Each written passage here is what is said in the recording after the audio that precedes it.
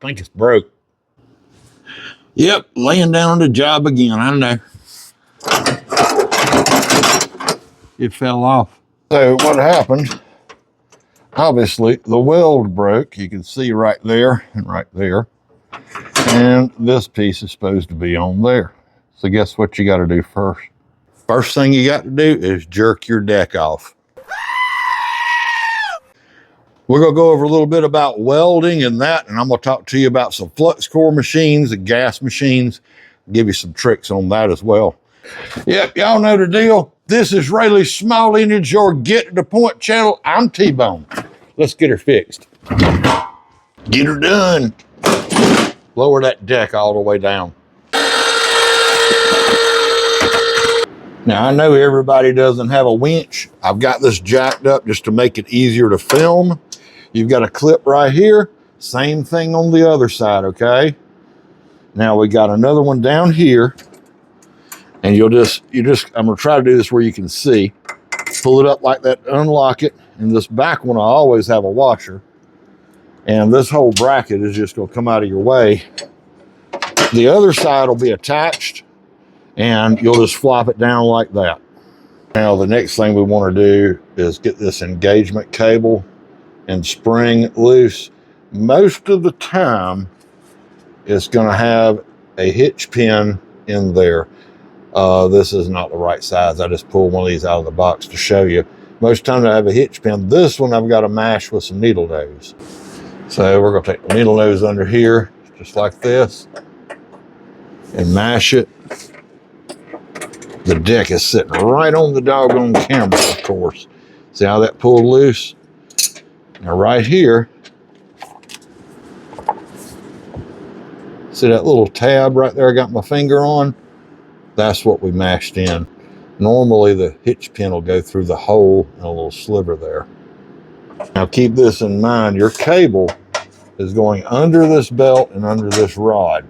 You reach over top, grab that spring, go like this, and pull it out, just like that. Now where your belt hooks to the engine up here, take that belt, lift it over, flip it off. There's a hook on the other side, just like this one, flip it off, and your deck belt's loose. And now on the front, my hand's gonna be in your way, but let's see if I can do it where you can see. You'll pull that up, and your washer falls off. I'm not gonna push that out yet because I got this thing up in the air. All right, now we're on the other side. This side will have just a rod there. Oh, I'll never find that again. Pop this rod here off. Ooh, there it is. Found it. Now this arm, it's gonna be the same thing. Y'all see my old bald head up there in the camera, can't you? Pop this little clip off too. Never find that one again. Flop the arm off. Ooh, I see that one too. Would you look at there? Now remember the arm we just took loose the clip out of? Flop that out of your way. Now if you're working on the ground, all you would do, there's your deck, okay?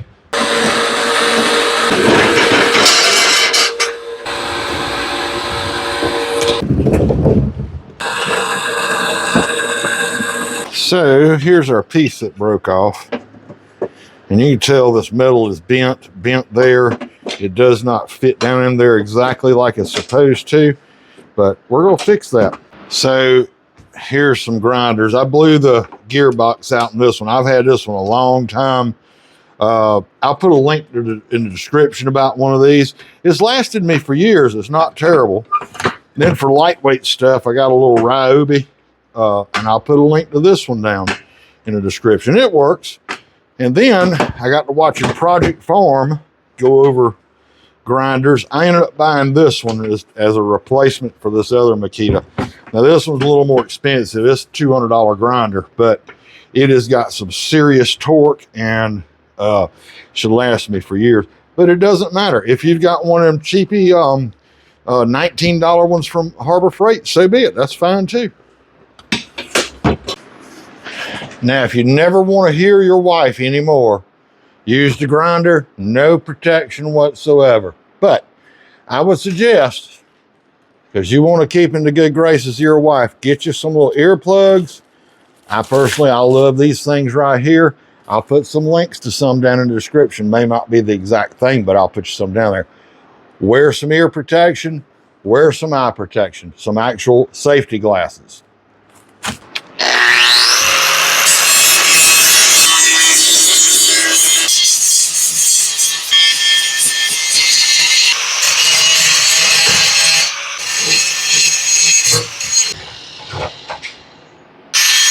All right, now the noisy part's over. Let's check our fit. There's pretty close. There we go. Look at there. It's set right down in the hole. See how nice it is? We'll make sure you got all this paint ground off. It'll make your weld look like crap. Ooh, look, that even stuck in there so good. Let's get in right over here. Sorry about the shaky camera. So that's gonna make for a good fit right there. Let's get this bad boy welded up.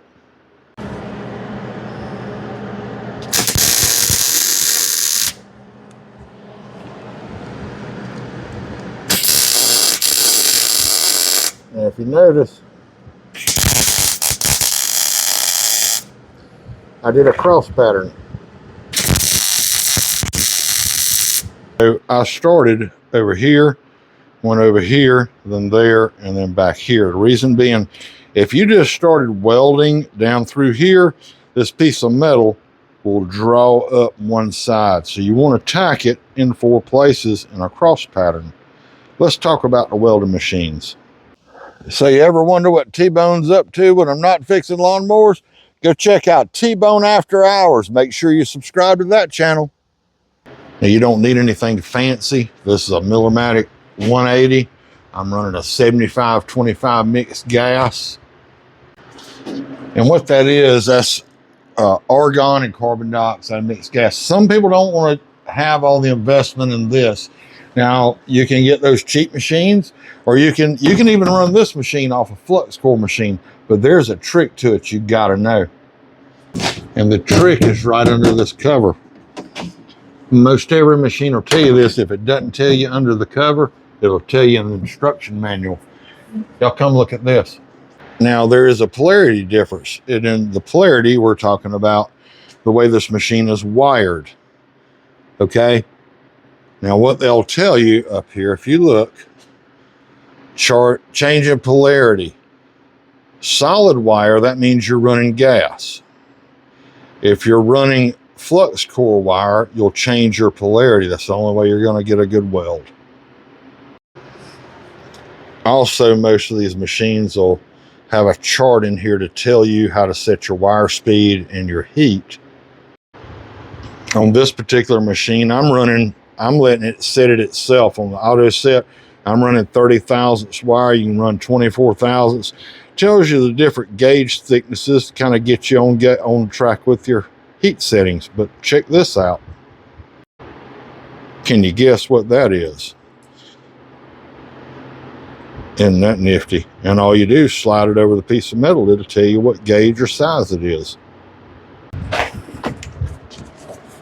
Now I don't have some fancy shield. This is just the cheapest Miller automatic lens that you can buy. It's got all the settings on the inside. This thing is like, I don't know, at the time I bought it's probably 50 bucks. You don't need anything fancy. If you got flames on the side, it's not going to make you weld any better. And you don't have to have a auto changing lens like this. You can have a regular lens.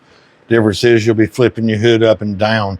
I just want you to be safe and protect your eyes. You don't want to be welding wearing clothes like this. You need to have on some proper gear, a welding jacket, some gloves and whatnot. You don't want to burn yourself up, or otherwise your skin will start looking like mine. Can we get some welding done now?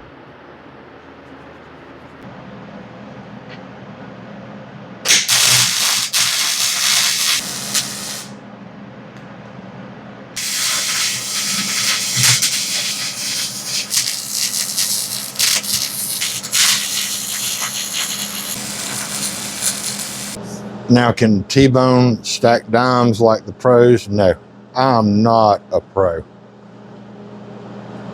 but it ain't going nowhere.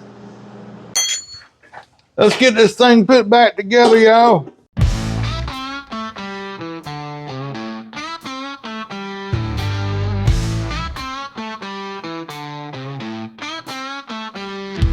T-bones back, red and black. Hat on head, hair down his back. Fixing mowers, cash in hand. Grease stained shirt, wrench in hand. Mower's broke, but he got a plan.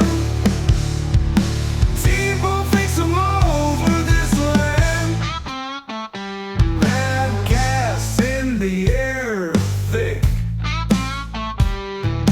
Oil's dripping down so slick. Grit teeth, eyes dead set. Ain't a mower he ain't fixed yet. Mower's broke, but he got a plan. T-bone fix him over this land. Appreciate y'all hanging out with us today. I hope this video will help you out some. Remember, click that subscribe button, share these videos with your friends. Maybe leave us a thumbs up. We'll see you next time.